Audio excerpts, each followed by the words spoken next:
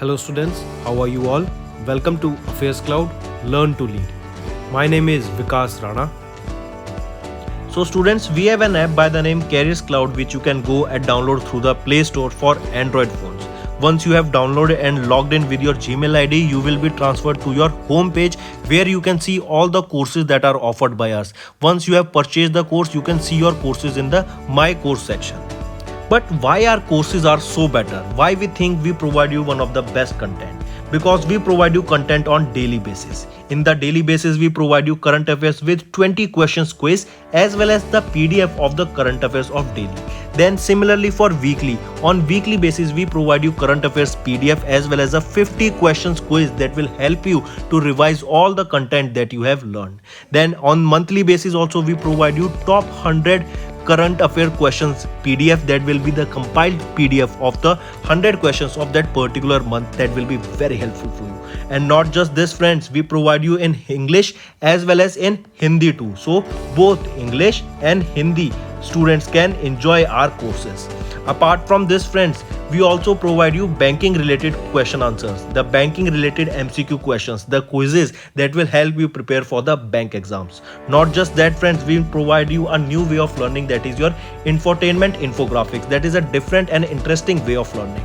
Apart from this, we cover 20 topic wise current affairs. These topics are important such as apps, portals, important days, books and authors days, national affairs, international affairs, sports, defense, all these topics, these are highly important and questions from these particular topics are asked. Also we cover state-wise current affairs also that will help you to prepare for your state exams. Also friends, as I told you, if you use the code Vikas10, you will be given extra 10% discount on the purchase you make. If you have any problem regarding login and your application, then you can contact us on support@affairscloud.com. This is our email ID. Hello everyone, कैसे हैं आप सब? I hope आप सब अच्छे होंगे। तो दोस्तों, आज की वीडियो में हम कुछ बहुत ही इंपॉर्टेंट करंट अफेयर्स डिस्कस करेंगे 25 जनवरी के। ये सेशन काफ़ी इंपॉर्टेंट रहेगा, तो एंड तक बने रहिएगा। और फ्रेंड्स, इसी के साथ साथ याद रखेंगे, सबसे पहले हम इम्पॉर्टेंट रिवीजन करेंगे करंट अफेयर्स की। ठीक, यहीं पर आपकी सजेशन रहेगी कि नोट्स ज़रूर बनाइएगा। नोट्स नहीं बनाओगे तो चीज़ें एक बार तो पढ़ लोगे, लेकिन जब रिवाइज करने का टाइम आएगा, जब वापस से आपको वो पढ़नी पड़ेंगी, तब आप फिर उसे ढूंढोगे कि कहाँ से पढ़ें। ठीक, बार बार वीडियो नहीं देखी जाती है, तो नोट्स में जो इम्पॉर्टेंट चीज़ें होती है ना, वो सारी आपको नोट करनी पड़ती है। चलिए स्टार्ट करें। सबसे पहले हम बात करेंगे झारखंड के एग्रीकल्चर मिनिस्टर बादल पत्रलेख जी के द्वारा। इनके द्वारा अगर मैं बात करूं, या फिर ऐसे आ जाए कि स्टेट के द्वारा अभी एक वाटर कंजर्वेशन स्कीम को लॉन्च किया गया था।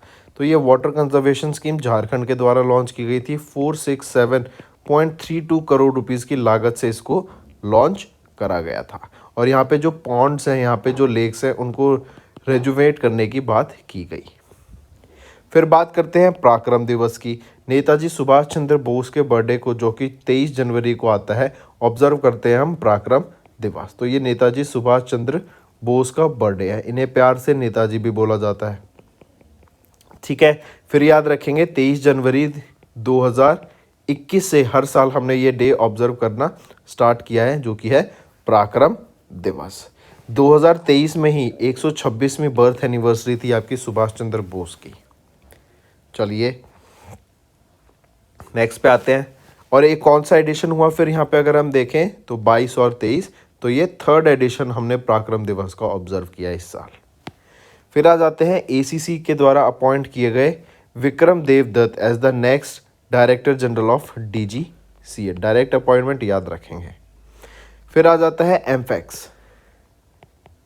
एमफैक्स एक्सरसाइज। ये एक ट्राई सर्विस एक्सरसाइज है, मतलब तीनों फोर्स के द्वारा ये एक्सरसाइज कराई गई थी। इंडियन आर्मी, इंडियन नेवी और इंडियन एयरफोर्स। एक चीज़ और याद रखेंगे, इसको होस्ट किसके द्वारा कराया गया? इंडियन नेवी के द्वारा यहाँ पे इस एक्सरसाइज को होस्ट कराया गया था। तो होस्ट रहेगी इंडियन नेवी। 6 दिन लंबी ये एक्सरसाइज थी। लोकेशन क्या रहेगी जहाँ पे ये कराई गई? आंध्र प्रदेश। और एक चीज़ और, ये एक्सरसाइज क्यों करा रहे हैं हम तीनों फोर्स की? क्योंकि हम देख रहे हैं चाइना की तरफ से कभी किधर से घुसाते हैं वहाँ के सोल्जर्स, तो उन पे चेक रखने के लिए। और फिर अब पाकिस्तान से भी हमें थोड़ा सा थ्रेट हो सकता है, ठीक है, क्योंकि वहाँ पे इकोनॉमिक क्राइसिस बहुत ज़्यादा ख़राब हो रखी है लोगों की। तो यू नेवर नो कि किस सिचुएशन में क्या हो सकता है। पूरी दुनिया में वॉर लाइक सिचुएशन चल रही है, यूक्रेन और रशिया की तो आप जानते ही हैं। तो ऐसे ही इंडिया को भी प्रोटेक्ट रखने के लिए, इंडिया को भी एक पहले से प्रिपेयर होने के लिए, क्योंकि हम एक कंट्री की बात कर रहे हैं और इंटरनेशनल लेवल पे हम वॉर लाइक सिचुएशंस की बात करें, तो पहले से ही प्रिपेयर रहना एक ज़्यादा बेटर रहता है। दो इंडिया किसी से फाइट नहीं कर रहा है। इंडिया की अगर हम जीडीपी ग्रोथ की भी बात करें तो आने वाले टाइम में बहुत अट्रैक्टिव जीडीपी ग्रोथ रहेगी। ऑल ओवर द वर्ल्ड जो इन्वेस्टर्स हैं, ग्लोबल इन्वेस्टर्स हैं, इंडिया एक हब चुना जा रहा है फॉर द सेम। नेक्स्ट हम बात करेंगे lieutenant governor of Ladakh RK Mathur ji. इनके द्वारा अभी एक 14 डिजिट का ULPIN नंबर लॉन्च किया लद्दाख में। ये ULPIN नंबर क्या है? ये unique land parcel identification number है। मतलब जैसे मान लो ये आपकी लैंड्स हैं, तो हर लैंड का एक अलग से आइडेंटिफिकेशन नंबर होगा कि भाई ये लैंड इस व्यक्ति के नाम पे रजिस्टर्ड है, ये लैंड इस व्यक्ति के नाम पे रजिस्टर्ड है, to identify the land and ताकि जो लैंड डिस्प्यूट है वो कम से कम हो। कहाँ पर लॉन्च किया गया? इसको लद्दाख में लॉन्च किया गया था। नेक्स्ट हम बात करते हैं Indian coast guard ship Shaurya and Rajveer की। ये 6 दिन की विजिट पर हैं to Bangladesh. ICGS Shaurya and ICGS Rajveer, ठीक, याद रखेंगे। और अभी Indian coast guard and Bangladesh coast guard, इन दोनों के बीच में अभी एक मेमोरेंडम ऑफ अंडरस्टैंडिंग साइन हुआ था for cooperation and security in that area. Moving on, फिर आते हैं जयपुर लिटरेचर फेस्टिवल 2023 पर। तो जो जयपुर लिटरेचर फेस्टिवल है, इसका 16th addition of this festival कहाँ पर हुआ? जयपुर, राजस्थान में हमें ऑब्जर्व किया। होटल क्लार्क अमेर में इन जयपुर, राजस्थान, ये ऑब्जर्व करने को मिला। नेक्स्ट आ जाते हैं फिर साइक्लोन वन। ये साइक्लोन वन क्या है? बेसिकली ये इनॉग्रल एक्सरसाइज है between India and Egypt. India और इजिप्ट के बीच में जो पहली एडिशन एक्सरसाइज हुई, फर्स्ट एडिशन, या फिर हम इसको बोले इनॉग्रल एडिशन, ये क्या थी? Cyclone one. और ये एक्सरसाइज की लोकेशन कहाँ रहेगी जहाँ पे इस एक्सरसाइज को कंडक्ट कराया गया? राजस्थान में इस एक्सरसाइज को कंडक्ट कराया गया था। फिर हम बात करते हैं, फोर्ब्स ने अभी list of 100 most powerful women in the world release की। इसमें आपके निर्मला सीतारमन आ जाती हैं, किरण मजूमदार, फाल्गुनी नैयर, रोशनी नदर मल्होत्रा एंड सेबी की चेयरपर्सन माधवीपुरी पाक। तो दोस्तों ये तो हो गए हमारे रिवीजन के करंट अफेयर्स। अब आ जाते हैं आज के इम्पॉर्टेंट करंट अफेयर्स पे। सबसे पहले हम बात करेंगे मैंग्रोव कल्टीवेशन की। जैसे हम जानते हैं, आप और भी चीज़ों की कल्टीवेशन करते हैं, एग्रीकल्चर करते हैं, तो वहाँ पे आपका GST लगता है। तो मैंग्रोव कल्टीवेशन बेसिकली कहाँ पर होती है? ये आपके होती है आपके वेस्टर्न घाट्स की जगह पे, जहाँ पे आपके, जैसे आप यहाँ पे पिक्चर में देख सकते हैं, ये पानी से निकले हुए पेड़ हैं, तो ये मैंग्रोव्स होते हैं। बेसिकली ये क्या करते हैं, जैसे मान लो टाइड्स आ गई या फिर आपका साइक्लोन्स आ रहा है, तो ये प्रोटेक्ट करते हैं लैंड को। यहाँ से टकराएंगी वेव्स आपकी, तो जो पानी की इंटेंसिटी है, जो वेव है टाइड की, वो शोर तक जाते जाते कम हो जाती है। तो ऐसे में ये प्रोटेक्शन के भी काम आती हैं काफ़ी। तो अगर हम बात करें ये जो मैंग्रोव कल्टीवेशन, पहले फार्मर्स के द्वारा जब इसकी कल्टीवेशन की गई, तो जो हमारी appellate authority for advance ruling है, AAR, इनके द्वारा बोला गया कि अगर आप मैंग्रोव की कल्टीवेशन कर रहे हैं तब भी आपको 18% GST टैक्स देना ही पड़ेगा। ठीक, काफ़ी इंपॉर्टेंट, याद रखेंगे। नेक्स्ट हम बात करते हैं, गवर्नमेंट ऑफ इंडिया ने इंट्रोड्यूस किया UWIN या UWIN to digitise the India's universal immunisation programme, ताकि वैक्सीनेशन की जो इम्यूनाइजेशन है, बेसिकली जो वैक्सीन ड्राइव थी, अगर आपको याद हो, कोविन पोर्टल, ये कोविड के टाइम पे कोविन पोर्टल लॉन्च किया गया था। यहाँ पे क्या था कि आप अपनी जो वैक्सीनेशन है, जो कोविड से रिलेटेड वैक्सीनेशन है, आप उसके स्लॉट्स बुक कर सकते हैं। ठीक है, अपनी टाइमिंग चूज़ कर सकते हैं। फिर इसके बाद जब आपको वैक्सीन लग जाएगी, आपका सर्टिफिकेट आ जाएगा। उस सर्टिफिकेट को डाउनलोड करके, यही सर्टिफिकेट जो इम्पोर्टेंट था, आपको हर जगह दिखाना होता था, चाहे आप कहीं पे एंट्री ले रहे हैं या फिर आप एक जगह से दूसरी जगह जा रहे हैं। तो एयरपोर्ट्स पे भी मैंडेटरी हो गया था आपका सर्टिफिकेशन। ठीक, तो ऐसे ही आपका ये यूविन पोर्टल लॉन्च किया गया सरकार के द्वारा। इसको पहले पायलट मोड में लॉन्च किया गया था और ये गवर्नमेंट ऑफ इंडिया का इनिशिएटिव है ताकि जैसे ही आपका कोविड प्लेटफॉर्म, जैसे कोविन आपका इफेक्टिव रहा था कोविड-19 के टाइम पे, डिजिटाइजेशन ने काफ़ी हेल्प करी थी। सिमिलरली यूविन भी आपका पोर्टल है जिससे आपकी डिजिटाइजेशन हो सके एंड लोगों को सुविधा हो सके फॉर द सेम। अगर मैं बात करूं universal immunisation programme, it was renamed when it got upgraded beyond the urban residence in 1985 and it is fully funded by the government of India. Next हम बात करेंगे आयुष मिनिस्ट्री की। आयुष मिनिस्ट्री ने अभी एक एमओयू साइन किया आईटीडीसी के साथ, जो कि है India tourism development corporation. Reason being कि जो मेडिकल वैल्यू ट्रैवल है उसको प्रमोट किया जा सके in Ayurveda and other traditional medical system. अब जैसे अदर मेडिकल सिस्टम्स क्या हो गए, जैसे आयुर्वेदा, योगा, यूनानी, सिद्धा, होम्योपैथी, न्यूरोपैथी, ये सब।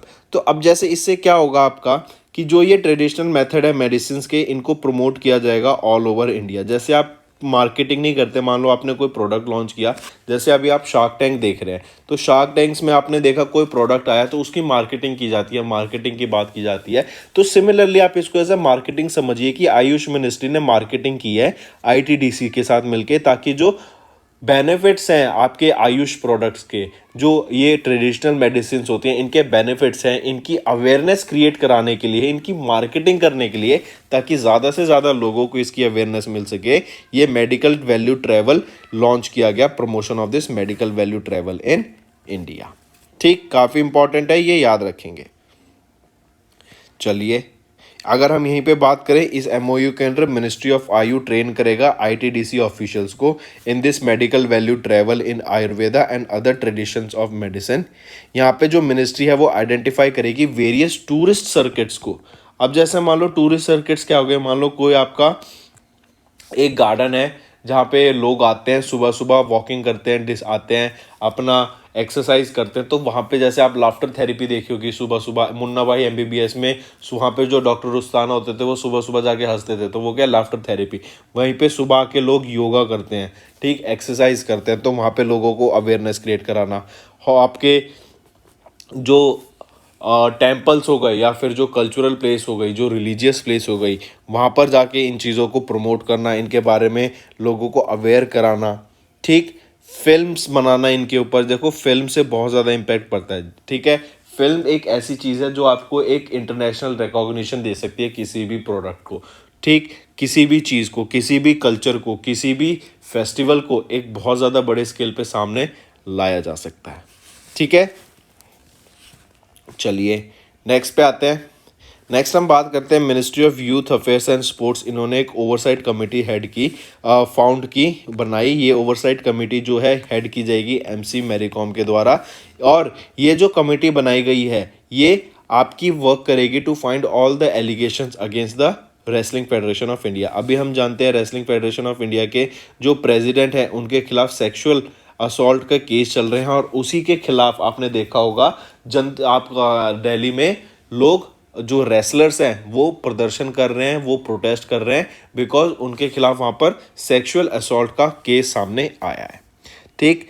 तो इसी के खिलाफ जो बातें सामने आ सकें उसको साफ किया जा सके, क्योंकि जब प्लेयर्स, जो ओलंपिक प्लेयर्स जिन्होंने ओलंपिक मेडल जीता है, अगर वो सामने आके ऐसे एलिगेशंस लगा रहे हैं, अगर वो प्रोटेस्ट कर रहे हैं, तो कहीं ना कहीं इस चीज़ पे जांच होनी चाहिए कि what is the motive behind them, और अगर ये बात सच है तो what actions will be taking against the same.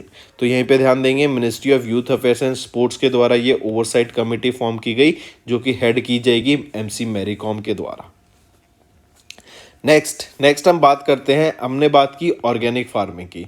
Organic farming क्या होता है, जहाँ पर हम कोई भी एक केमिकल का यूज़ नहीं करते हैं, सारी चीज़ जो होती है वो आपकी नेचुरल होती है। जैसे मान लो अगर हम खाद भी यूज़ कर रहे हैं तो वो आपकी गोबर की खाद होगी, ठीक। तो उससे क्या होगा, जो आपके केमिकल्स हैं सॉइल में वो नहीं जाएंगे। इसको आप ऐसे ही समझ सकते हैं, जैसे सॉइल और ह्यूमन बॉडी को कंपेयर कीजिए। आप अपनी बॉडी में या तो गोलियां खा सकते हैं जिसमें आपके विटामिन्स होंगी, आपके मिनरल्स होंगे, जहाँ पे आपको प्रोटीन पाउडर ले सकते हैं, वो डेली बेसिस पे आप वो लीजिए, या फिर आप डेली फ्रूट्स खाइए, पनीर खाइए, दूध पिए, ठीक है। तो वो हो गया ऑर्गेनिक चीज़। तो सिमिलरली अगर खाद को भी, अगर हम सॉइल को भी ऑर्गेनिक चीज़ देंगे तो वो ज़्यादा बेटर रहेगी उसकी सॉइल हेल्थ के लिए। पहले 1 या 2 साल में आपकी ऑर्गेनिक फार्मिंग से जो उपज है, जो आपकी कल्टीवेशन है, जो हार्वेस्ट होगी, उसमें कहीं ना कहीं फर्क देख सकता है 1 या 2 साल के लिए। लेकिन आफ्टर दैट जो आपकी सॉइल की हेल्थ है वो भी इंप्रूव होगी and in the long run आपको दिखेगा कि ऑर्गेनिक फार्मिंग से बहुत ज़्यादा बेनिफिट देखने को मिलता है। ठीक, and in the long term आप देखेंगे कि जो हार्वेस्ट है वो ज़्यादा होगी as compare to that of आप केमिकल से जो यूज़ कर रहे हैं। ठीक, तो ऐसे ही अभी डाटा रिलीज किया गया अभी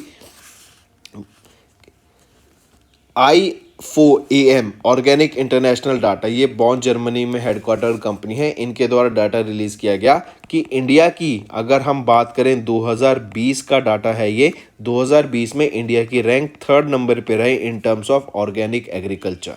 यहाँ पे हमने देखा 3,59,000 हेक्टेयर से हमारा जो ऑर्गेनिक डाटा है, ऑर्गेनिक एग्रीकल्चर है, वो बढ़ा है ऑलमोस्ट 16% से। सिमिलरली अगर हम बात करें अर्जेंटीना की तो 7,81,000 हेक्टेयर से यहाँ पे देखने को मिला हमें ऑर्गेनिक। उरुग्वे में 5,89,000 हेक्टेयर से हमें देखने को मिला।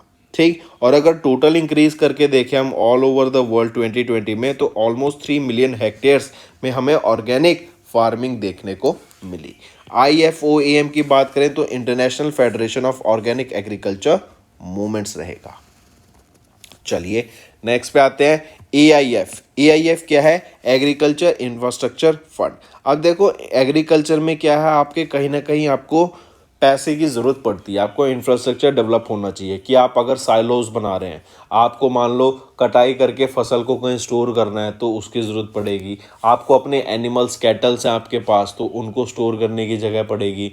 ठीक, फिर उनको नहलाना है, उनको खिलाना है, फिर ठीक है उनकी वॉशिंग करनी है, फिर उनकी केयर करनी है, फिर मान लो आपको अगर काउज हैं, बफेलोज हैं तो उनका दूध निकालना है, तो उसमें आपको बहुत ज़्यादा एक इंफ्रास्ट्रक्चर कहीं ना कहीं चाहिए एक फार्मर को। तो सिमिलरली अराउंड 30,000 करोड़ रुपीस का कैपिटल रेज किया गया फॉर एग्रीकल्चर इंफ्रास्ट्रक्चर प्रोजेक्ट। ठीक है, एग्रीकल्चर के इंफ्रास्ट्रक्चर को बढ़ावा देने के लिए, एग्रीकल्चर इंफ्रास्ट्रक्चर के प्रोजेक्ट्स को लाने के लिए 30,000 करोड़ रुपए के जो आपका लोन है वो रेज किया गया है, वो अमाउंट को रेज किया गया है एग्रीकल्चर इंफ्रास्ट्रक्चर फंड के द्वारा।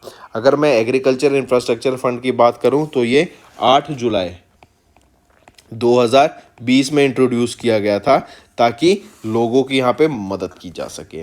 फिर इस स्कीम के अंडर 1 लाख करोड़ रुपए डिस्पर्स किए जाएंगे in the next few years, जो कि अगर हम बात करें फिजिकल ईयर 2025 तक 1 लाख करोड़ रुपए यहाँ पे प्रोवाइड किए जाएंगे फार्मर्स को ताकि उनकी हेल्प की जा सके। एज वेल एज इसके अलावा अगर मैं इंटरेस्ट सबवेंशन और क्रेडिट गारंटी स्कीम की बात करूं तो फिजिकल ईयर 2032 तक यहाँ पे फार्मर्स की हेल्प करी जाने की बात की गई है। ऑलराइट, इसी के अलावा credit guarantee fund trust for micro and small enterprise, ये स्कीम है जहाँ पे आप 2 लाख करोड़ रुपए तक का आप लोन ले सकते हैं और 3% एनुअली यहाँ पे आपको प्रोवाइड करना पड़ेगा इंटरेस्ट के साथ। ठीक, for a period of maximum 7 years.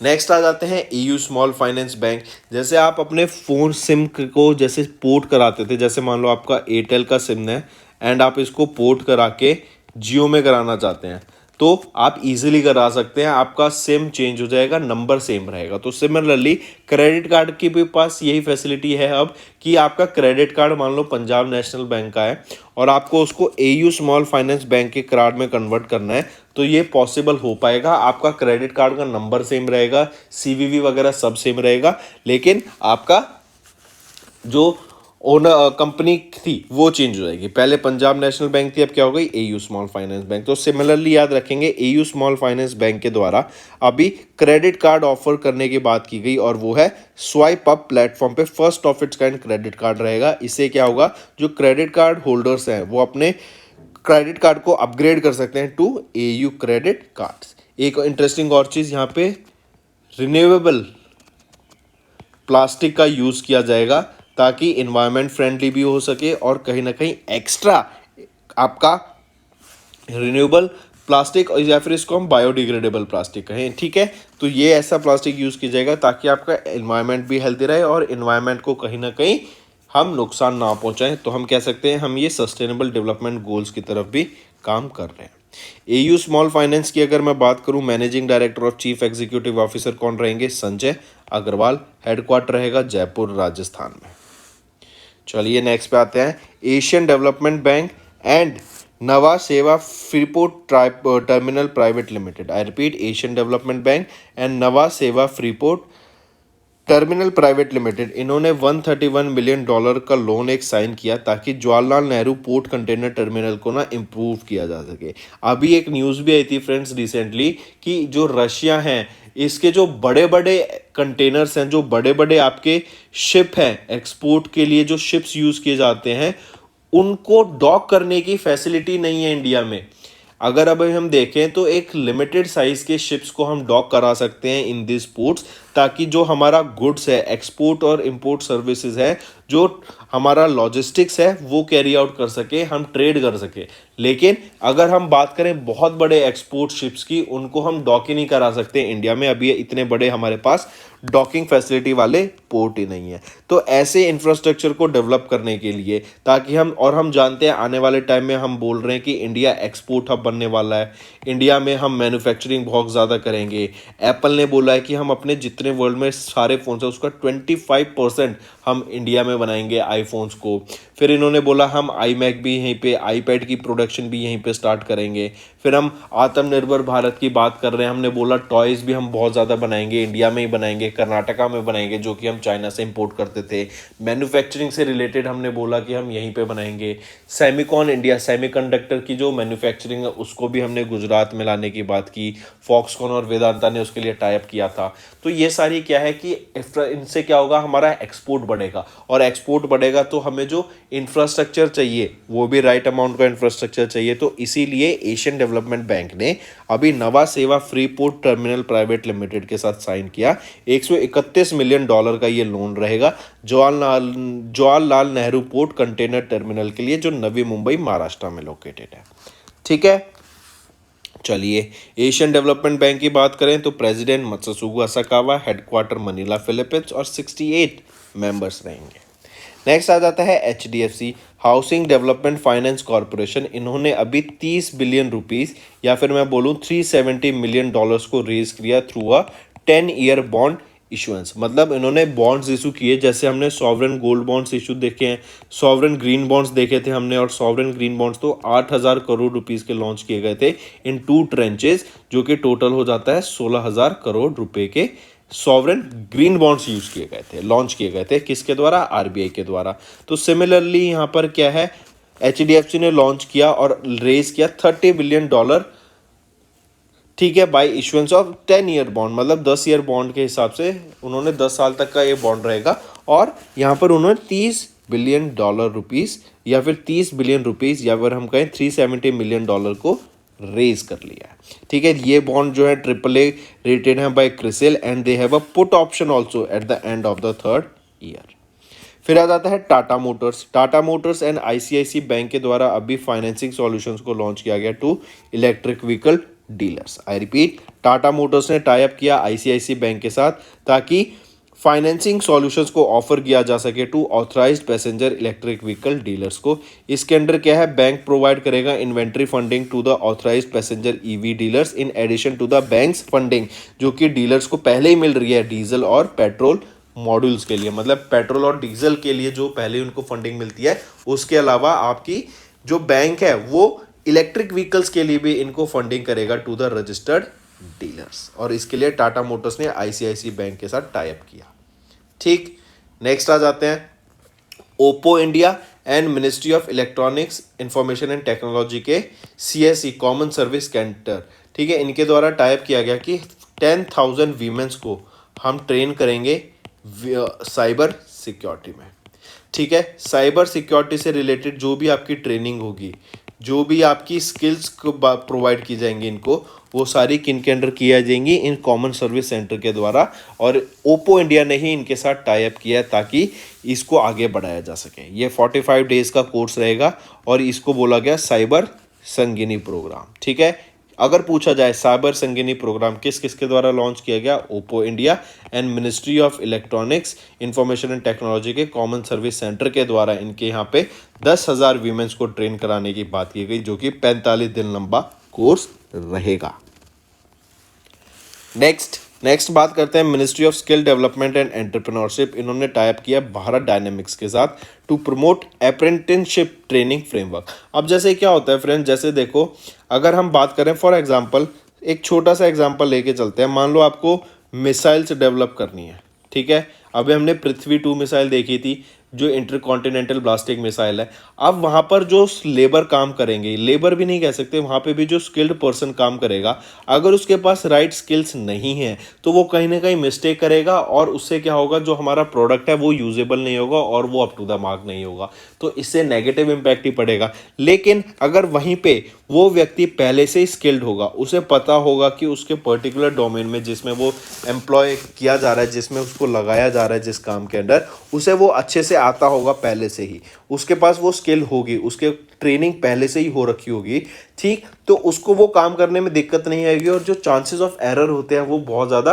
Reduce हो जाएंगे। तो सिमिलरली यही बात यहाँ पे की गई कि ministry of skill development and entrepreneurship ने अभी भारत डायनेमिक्स लिमिटेड के साथ टाइप किया under the ministry of defence, ताकि एक अप्रेंटिसशिप ट्रेनिंग फ्रेमवर्क को लॉन्च किया जा सके, ताकि जो फ्यूचर रेडी वर्कफोर्स है, मान लो आने वाले टाइम में जैसे हम बात ही कर रहे हैं कि हमारी फोर्स बढ़ेगी, हमारी पॉपुलेशन बढ़ेगी, नए नए बिजनेस आएंगे, नई नई चीज़ों की डिमांड होगी, नई नई डिफेंस इक्विपमेंट्स की डिमांड होगी, तो हमें उनके लिए जो वर्कफोर्स है अभी से रेडी करना पड़ेगा, उनको ट्रेनिंग अभी से प्रोवाइड करनी पड़ेगी, ताकि जब उनकी रिक्वायरमेंट आए तो वो रेडी हो सके, ठीक है। More than 250 apprentices have been employed under the collaboration at the Bharat dynamics limited facility, जो कि हैदराबाद तेलंगाना में है, where Astra missiles the state of the missiles are being manufactured. अब देखो अस्त्रा मिसाइल्स के लिए भी यहाँ पे जो लोगों को ट्रेनिंग पहले से प्रोवाइड करानी पड़ेगी, ताकि उनको कोई एरर वो ना कर सके, ठीक है। चलिए नेक्स्ट पे आते हैं अवार्ड्स एंड रिकॉग्निशंस की। अभी recently president Droupadi Murmu ma'am के द्वारा प्रधानमंत्री राष्ट्रीय बाल पुरस्कार से सम्मानित किया गया 11 बच्चों को 2023 में। ये कहाँ पर इनको सम्मानित किया गया इन अवार्ड से? ये विज्ञान भवन में न्यू दिल्ली में अवार्ड दिया गया, 11 बच्चों को दिया गया, जिसमें से 5 गर्ल्स थी और 6 बॉयज़ थे, ठीक, याद रखेंगे। और यहीं पे 1 लाख रुपए तक का कैश प्राइज, सर्टिफिकेट और एक मेडल से सम्मानित किया गया। इसी के साथ साथ स्मृति ईरानी, जो कि हमारी मिनिस्टर ऑफ स्टेट है for women and child development, इनके द्वारा ही एक बुक को भी यहाँ पे लॉन्च किया गया था, जिसका नाम है young heroes of India. Young heroes of India, इस बुक को भी यहाँ पे लॉन्च किया गया और इसकी पहली copy president of India Droupadi Murmu को दी गई। नेक्स्ट आ जाते हैं सुभाष चंद्र बोस की आपदा प्रबंधन पुरस्कार के बारे में।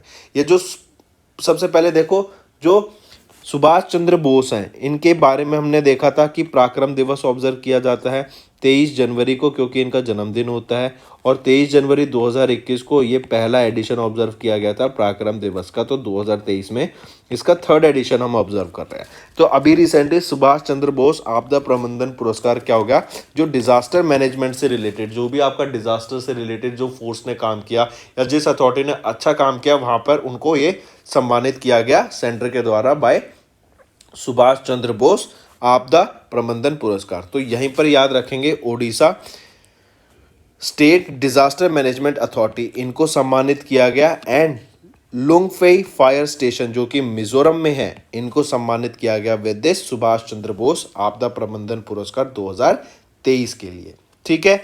और हमने अभी देखा ये जो अवार्ड है सुभाष चंद्र बोस आपदा प्रबंधन पुरस्कार एनडीएम में, जो कि नेशनल डिजास्टर मैनेजमेंट अथॉरिटी है, इनके द्वारा इस अवार्ड को लॉन्च किया गया था, 2018 में लॉन्च किया गया था, ताकि कोई इंडिविजुअल या ऑर्गेनाइजेशन जो भी आपका डिजास्टर मैनेजमेंट की फील्ड में इंडिया में काम कर रही हैं, उनके लिए ये अवार्ड से सम्मानित कराने की बात की गई। इस अवार्ड में आपके disaster prevention, mitigation, preparedness, rescue, response, relief, rehabilitation, research, innovation या अर्ली वार्निंग सिस्टम डेवलप कराने की यहाँ पे और इससे रिलेटेड वर्क करने की बात की गई।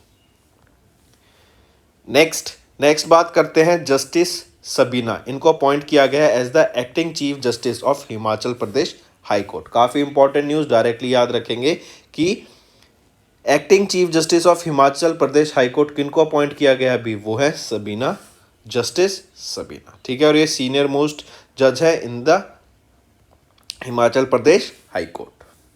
चलिए नेक्स्ट पे आते हैं। नेक्स्ट बात करते हैं DRDO and naval group France, इन्होंने एक एग्रीमेंट साइन किया for to safely integrate indigenous systems in Kalvari class submarines. ठीक, काफ़ी इंपॉर्टेंट, मार्क करेंगे इनको। यहीं पे अगर इनके बारे में देखें, DRDO and naval group France, इन्होंने एग्रीमेंट साइन किया जिससे जो एंड्योरेंस है of the Indian navy scorpion class convention submarines वो काफ़ी ज़्यादा बढ़ जाएगी। और according to this agreement INS Kalvari में आपका सून ये इक्विप किया जाएगा with fuel cell based air independent propulsion system of national materials research laboratory, giving a significant boost to Aatmanirbhar Bharat. ये जो कैलावरी क्लास सबमरीन है, इनको Mazagon dock ship builders limited के द्वारा डेवलप किया जाता है मुंबई महाराष्ट्र में।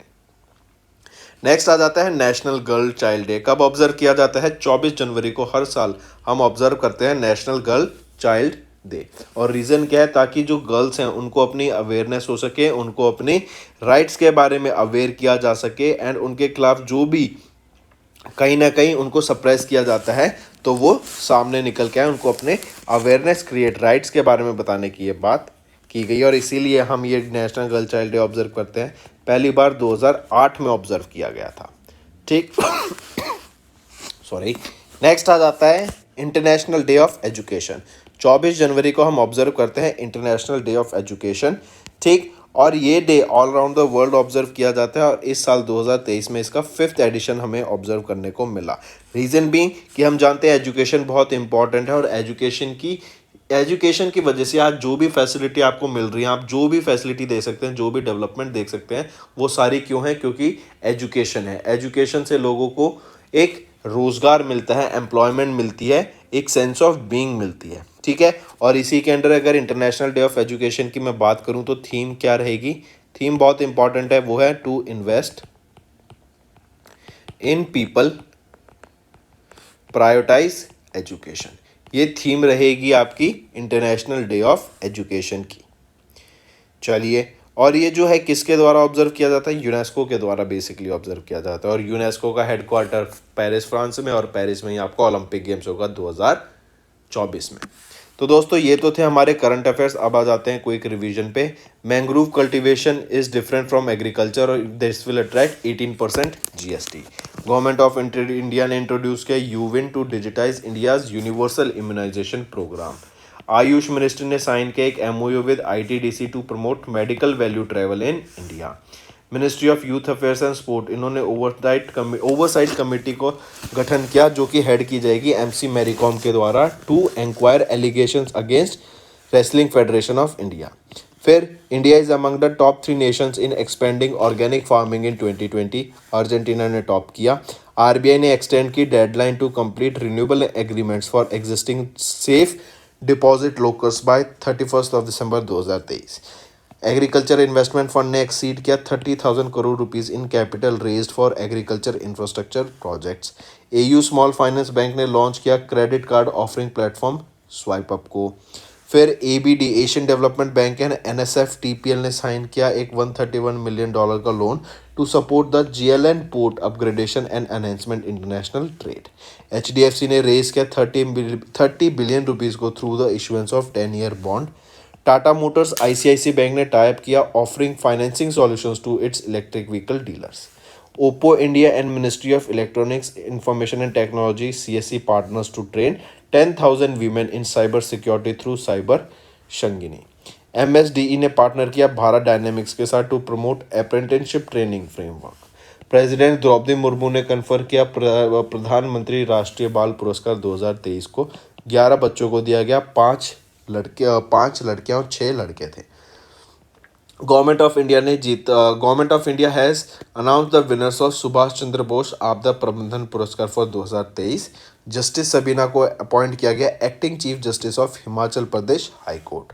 DRDO and naval group France ने एक एग्रीमेंट साइन किया to safely integrate indigenous systems in Kalvari class submarines. National girl child day की बात करें तो 24 जनवरी, और इंटरनेशनल डे ऑफ एजुकेशन की बात करें भी 24 जनवरी। तो दोस्तों ये थे हमारे आज के करंट अफेयर्स। अब आ जाते हैं आपके होमवर्क सेक्शन पे। पहला, इंडियन आर्मी ने लॉन्च किया साइक्लोन 1 किस कंट्री के साथ? भोपाल डिक्लेरेशन, ये भी न्यूज़ में था, किस मीटिंग के बाद इसको न्यूज़ में देखा गया। नासा की बात करें, इन्होंने $425 मिलियन अभी एक कंपनी को दिए for their agency sustainable flight demonstrator project. चौथा, India is set to start supply of diesel to which country through friendship pipeline. और पांचवा, which is the first country to back the डेप्ट restructure programme of Sri Lanka. तो ये 5 आपके homework questions रहेंगे friend. I hope आपको assignment समझ आ गया। All you have to do now is like this video और कमेंट करके ज़रूर बताएं आपके क्या व्यूज़ रहेंगे ऐसे सेशंस पे। अगर आप चाहते हैं हम फ्यूचर में ये सेशन लाते रहें तो कमेंट करके ज़रूर बताएं। आप हमारी क्विज़ को अटेंड कर सकते हैं friends at Careers Cloud application, जो कि आप एक वेबसाइट भी है और आप इसको गूगल प्ले से डाउनलोड भी कर सकते हैं इस एप्लीकेशन को फॉर एंड्रॉयड।